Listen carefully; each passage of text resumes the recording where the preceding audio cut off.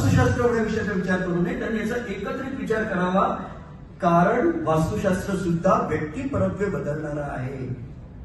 प्रत्येक भारतीय विद्या ही एका वेगळ्या तऱ्हेची आहे हे आम्ही लक्षात घेतलं पाहिजे. त्यासाठी तुम्हाला एक सोपं उदाहरण मी देतो, मॅच मेकिंगचं.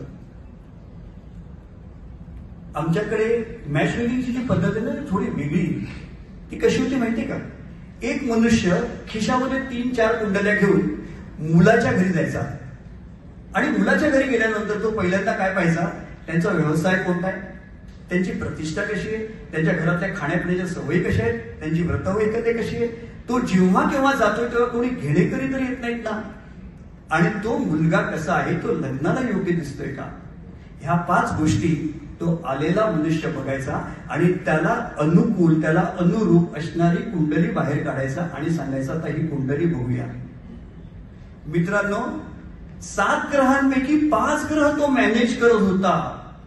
तो शनी व्यवसायाच्या रूपाने मॅनेज करत होता, प्रतिष्ठेच्या रूपाने असलेला रवी मॅनेज करत होता, व्रतवैकल्य आणि सवयीमध्ये असणारा गुरु मॅनेज करत होता, व्यवहारिक बुध मॅनेज करत होता आणि त्याच्या व्यक्तिमत्वाला असणारा शुक्र मॅनेज करत होता. आता राहिल्या तर 2च गोष्टी, एक राहिला चंद्र आणि दुसरा मंगळ. चंद्र म्हणजे मूड आणि मंगळ म्हणजे ऍटिट्यूड. या 2च गोष्टी तुम्हाला मॅनेज करायच्या तुमच्या हातात आहेत. हे सांगणारं भारतीय मॅच मेकिंग होतं. पण आज आम्ही 2 कागद मॅच करतो. 18 गुण मिळाले की 22 गुण मिळाले, मंगळ आहे की मंगळ नाही. See, Indian systems are not that easy. That's why they are not part of artificial intelligence. You need to understand base behind that. कोणतंही वास्तू हे कोणासाठी आहे त्याप्रमाणे ते वास्तू असू शकतं.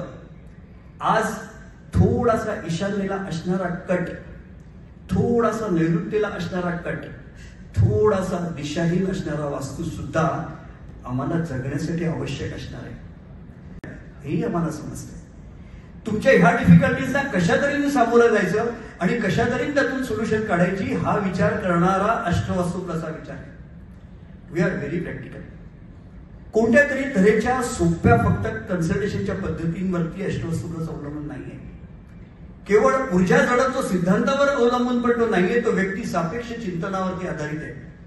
आणि म्हणून मी तुम्हाला अपील करीन की तुम्ही अष्टवास्तू प्लसच्या रूपाने असणाऱ्या आमच्या प्रेझेंटेशन्सकडे, आमच्या कामाकडे सकारात्मक रीतीने पहा.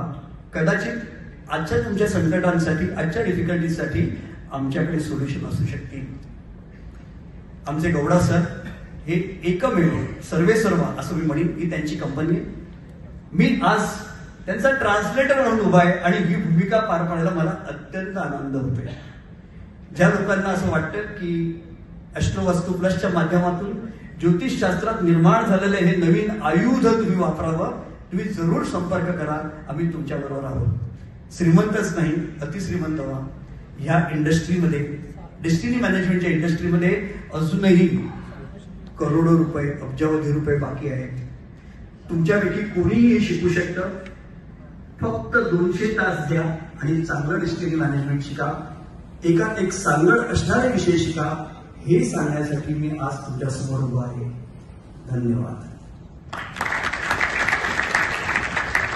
ओव्हर टू गौडाजी, त्यांचे अभ्यासक्रम आता ते तुम्हाला सांगू शकतील. ज्यादा समय नहीं लेंगे आज, क्योंकि ये मेरा सौभाग्य है. जो पहले मैंने बोला लैंग्वेज में basically I am in south India.